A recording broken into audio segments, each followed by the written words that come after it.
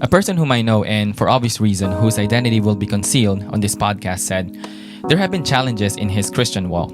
He said that he has been bombarded with so many thoughts and questions about his spiritual life.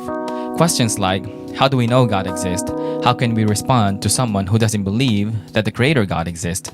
On today's 3-part episode, I'd like to share some basic arguments for God's existence, because if we can know that He exists, then we can be certain that our confidence in the Word and Christ in this life is not in vain. My name is Cesar Navarro, and this is the Pilgrim Stories podcast, where we talk about our journey in finding answers and hope in scriptures.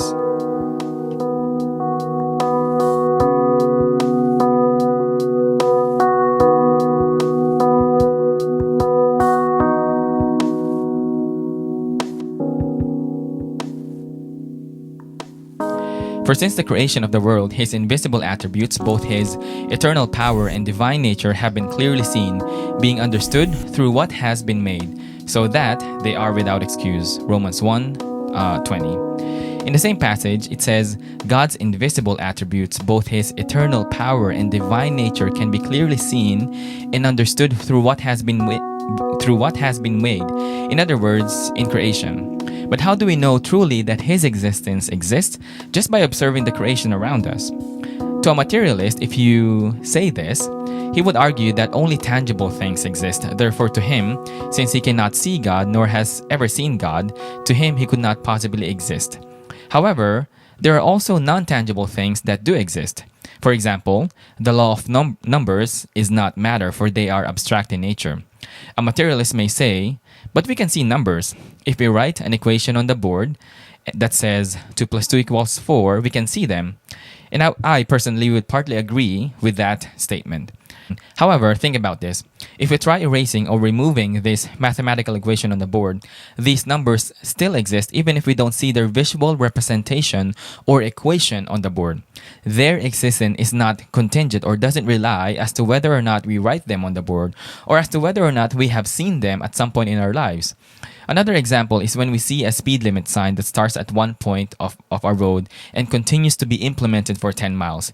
If we reach the halfway point, or let's say the 5-mile point of that road, and do not see any visual representation of that speed limit sign, that traffic rule still exists even and still applies at the part of the road we're in, even if we don't see its visual representation. But to a materialist, he may say, yes, at some point I have seen numbers, therefore I would argue or I would agree that numbers still exist because, again, at some point in my life I have seen them. But I have never seen God at some point in my life, not even once, therefore I'm still not convinced that a transcendent being exists.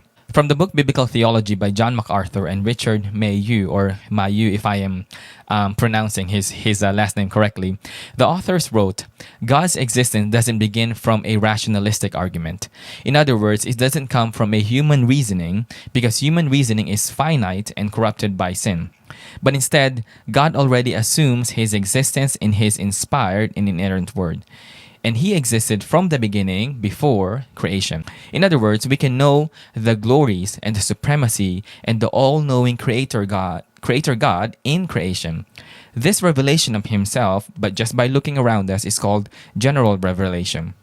Therefore, Paul writes in Romans 20, since we can see God or we can know God in creation, we are without excuse.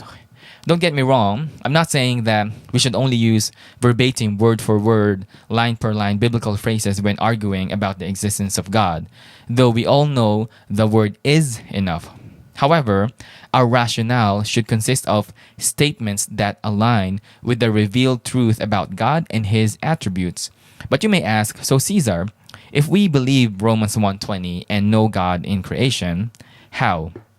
I want to start sharing 3 arguments about it. Number 1, again, this is a 3-part argument, and I will divide these arguments into 3. The 3 arguments are cosmological arguments, teleological argument, and moral argument. Let's start with the argument number 1, cosmological argument.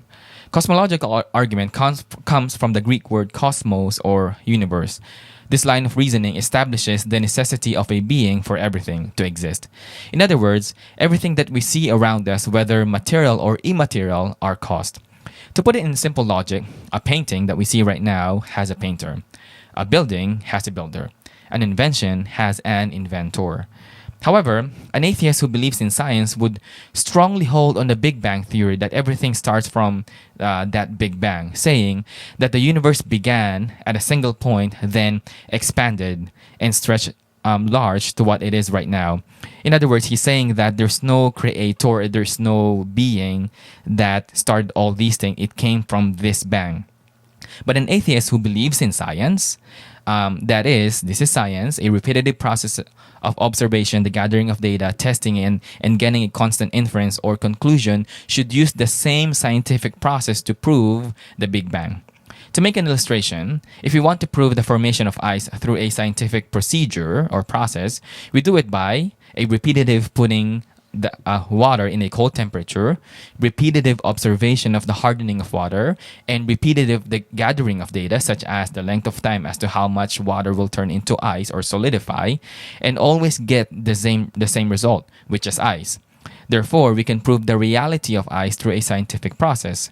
But for the Big Bang Theory, it is quite difficult to prove or to wrap our head around, or my head around personally, to prove its reality through a scientific method mentioned above, such as, I'm repeating myself again, a repetitive observation, a repetitive gathering of data, and have a consistent inference to prove that, listen, chaos, which is the Big Bang, can lead to order. Chaos to order must have an order giver. Let me give an illustration. Imagine laying scraps of wood, nails, and hammer and drop them all on the floor and leave them in a disordered state. By any stretch of imagination, do you think that these pieces would fly on their own, or let's say given an ample amount of time without human intervention, would it turn into a furniture by itself? The question may sound ridiculous, but the truth is, just by allowing them in their chaotic state, wouldn't result to a table. Human intellect or a carpenter's experience are necessary to build a useful furniture. In other words, from chaos to a well-built, ordered, and useful furniture. St. Thomas Aquinas asserted the existence of a finite being, that the existence of all things are dependent on something else. Otherwise, they wouldn't have existed. Going back to the table, its subparts are contingent to something else. The wood used for the table existed because of the trees. The nails are dependent on iron. The shape of the wood itself came from a furniture parts supplier. Iron came from a nail shop, and finally the table itself becoming a furniture had a starting point, which is again the carpenter's experience or intellect. And by the way, the spreading of the tables on the floor was also caused. But let me present a counter argument to this to make the conversation interesting.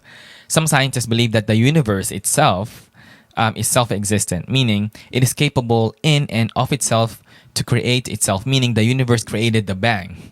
They believe that in some 18 billion years ago, there was a point of reality, and this point of reality was in a stable state. Scientists believe that at this point, I'm not saying that all scientists, but some scientists who don't believe in God believe that at this point of reality where ultra-dense primordial matter accumulated and collapsed that turned into a microscopic black holes and eventually turned into a physical universe. This collapse is what they call the Big Bang. And then after the bang, at this point of singularity, after the explosion, afterwards gas and elements came together to form another gas that resulted to the material universe that we have right now. And again, they believe that the initial compaction of such elements was in a stable sphere and state of organization. However, let me present a counter argument to this and something that us believers can all consider. According to R.C. Sproul, the universe itself is in a state of moving itself from organization to disorganization state of equilibrium. This supports the idea of the second law of thermodynamics, which is entropy, meaning the unavailability of universe's thermal energy increases. In other words, since thermal energy becomes increasingly unavailable or the thermal energy decreases, thus it leads to the universe to an ultimate state of dormant ununiformity or what we call disorder. To put it in simple terms, everything that we see around us is in a dormant state that decays over time. According to GotQuestion.com, every system left to its own devices always tends to move from order to disorder, its energy tending to be transformed into lower levels of availability for work, ultimately becoming totally random and unavailable for work. Author and scientist Isaac Asimov explained it succinctly and very clearly. The universe is constantly getting more disorderly. All we have to do is nothing, and everything deteriorates, collapses, breaks down, wears out, all by itself. And this is entropy, or the law of the second law of thermodynamics, and that is what the second law, again according to him, is all about. In other words, over time everything tends towards disorder, randomness, and disorganization. For example, I would like you to imagine that when something explodes, imagine the Big Bang. And imagine, I'd like you to also imagine this illustration I'm about to say. Something that explodes, let's say a dynamite. The explosion or the bang will eventually fade away. After the bang, there's like maybe 2-second bang, and then that bang fades away. It doesn't stays over time, and it doesn't even produce something to another thing, which is another dynamite. The bang just like simply fades away. The bang doesn't last forever. And in the same manner, we all live in a system that everything wastes away. And if something wastes away, something outside of itself is necessary to build itself up or for maintenance. For example, if you want another bang, a force outside of itself, a being or an igniter, should ignite another dynamite and make another bang. Going back to the 18 billion years necessary to form life after the bang, how did things form together given the fact that entropy, again, that everything deteriorates and falls apart, supports the truth that things deteriorate over time or waste over time? The universe could not be outside of this natural law of entropy, could it? Or on the other hand, is it true that if something breaks down, an outside force is necessary for the building up? So from the bang, what is the necessary force that resulted to a certain strategic direction called life? For we all know that anything that explodes always leads to disruption or disorder. Or is it true that God is the being necessary so that things would move to a direction of order? This leads us to another elementary law that I'd like all of us to consider, and that is the law of inertia. That things remain in motion because it is acted upon by a strategic outside force. For example, the golf ball. I'm just rephrasing what R.C. Sproul explained about inertia and about how there should be an outside force necessary so that something moves to a strategic or a particular direction. This is his example. The golf ball remains on the tee unless the golfer hits the ball with his club. The ball tends to move a certain direction because not only it was given force, but it also resists an outside force while it is flying called the wind, causing it to move either to the left or to the right of the field. Then when it lands, a force called friction interferes with its movement, thus it goes to a certain direction again. We can imagine that certain forces contributed to the ball flying in the air, number one, and stopping at the planned spot on the golf field. But the genesis of it flying, or the generator of it flying, is caused by the golfer's strategic mind. With this elementary law of inertia, we are led to a being whose mind is superior. I'm now leading to the creation part. Whose mind is superior and sovereign to create things from nothing to something. The Greek word is, or the Hebrew word is bara, meaning creating from something to nothing. Psalms 33:6-9 writes, "By the word of Yahweh the heavens were made, and by the breath of his mouth all their host he gathers and waters, and of the sea as a heap he lays the deeps in storehouses. Let all the earth fear Yahweh. Let all the inhabitants of the world stand in awe of him. For he spoke, and it was. He commanded, and it stood." So without God in the creation equation, I like that. I like that sound. Creation equation, or I like how it rhymes. Without God in the creation equation, we ask, where did these strategic forces come to produce such order in chaos? R.C. Sproul shared that if someone responds to this question by saying, "I don't have an answer to that question because that is beyond science," R.C. Sproul added that why can he or she doesn't have the answer to the question given the fact that the explanation about reality and origin of things lies on his belief on the Big Bang, and that scientific theory is innately concerned with matters of causality. And this is a big question on causality because we're thinking about the cause of reality. Even Aristotle believes that there must be something beyond the chains of or the chains of causes and effects of things. So it got me thinking, if we agree with Aristotle that all beings are dependent on other beings for their existence, how did the necessary being or how did the necessary dependent components of the Big Bang became interconnected in the first place? What happened before the Big Bang? Can we test the happenings of the Big Bang in a lab?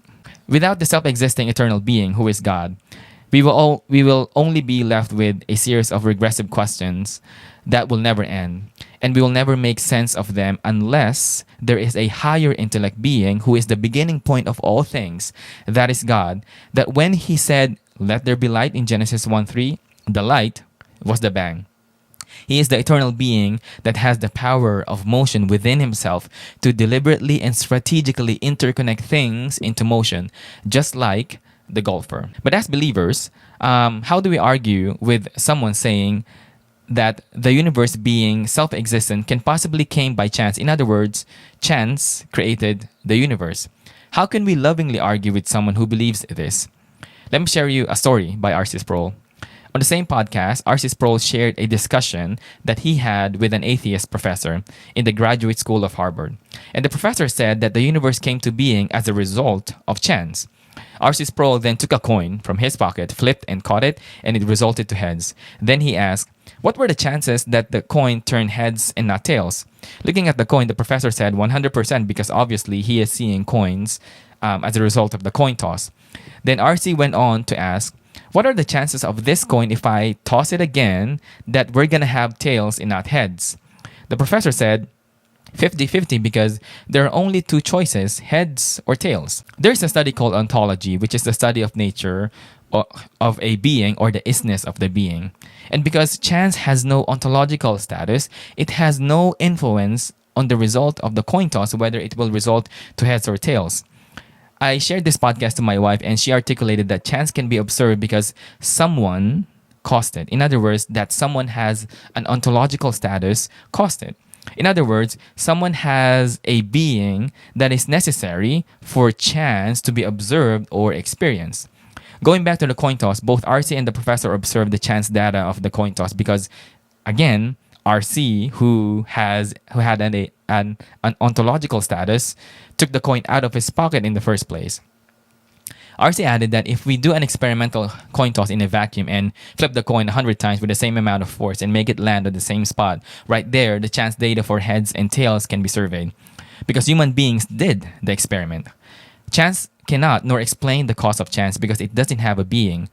Another example RC shared was a chance encounter meeting a friend at a station. Both people observed the chance encounter at the station because two ontological beings woke up and met at the same place and at the same time. Chance wasn't the genesis or the generator of this encounter. People with being or ontological status were. Chance doesn't explain why this encounter happened because chance didn't cause it in the first place. RC added, causal agency has nothing to do with the mythological power called chance. In other words, chance doesn't have a creative capability because chance is a mental concept for mathematical possibilities or because it is a synonym for odds. There's nothing wrong with chance or there's nothing wrong with the word chance because the train encounter at the station, chance is the perfect word. But the problem is that chance is elevated to indicate something that is far more than a mathematical capabilities. In other words, chance is elevated equal to things that have ontological status and include even the ability to create. That is, to the point of chance creating the universe. As I listened to this podcast, I contemplated that it is sad that some tend to remove God in the reality of creation. Created things such as trees, rivers, mountains, or even chance, and attribute the ability to create that only God can do so that they can escape the reality that if God exists, we're all should be subjected to His authority. Romans 1:21-23 writes, for even though they know God, they did not glorify Him as God or give thanks, but they became futile in their thoughts. Their foolish heart was darkened. Professing to be wise, they became fools and exchanged the glory of the incorruptible God for an image in the likeness of corruptible man and of birds and of four-footed animals and crawling creatures. If the atheist still say, I don't believe in, I still believe in science and I don't believe that God exists. Now, take that statement and wonder, how could the atheist know that God's existence doesn't exist if his existence doesn't exist at all? Can the atheist test it in a lab and prove that there's no such thing as God existence? Are there any data to substantiate that that God's existence doesn't exist, or there's no such thing as God existence? Can we repeat this scientific process, or can we use a scientific process and be consistent with the conclusion that there's no such thing as God existence? Or is atheism based on mere faith and not actual facts? I'm not disregarding science at all, for without scientific discoveries, as John Piper said, we would all be struggling with chickenpox and other kinds of diseases. However, what's sad is the absence of God in science. In the next podcast, I will share the second argument called teleological argument, that every design has a designer. Thus, since God is the creator or the cause of all things, he also should be or must be the great designer of everything. Thank you all for listening, and as always, may the Lord bless you and keep you. And in this journey called life, may you continue to find encouragement, comfort, answers, and hope in scriptures. I'll see you all in the next podcast.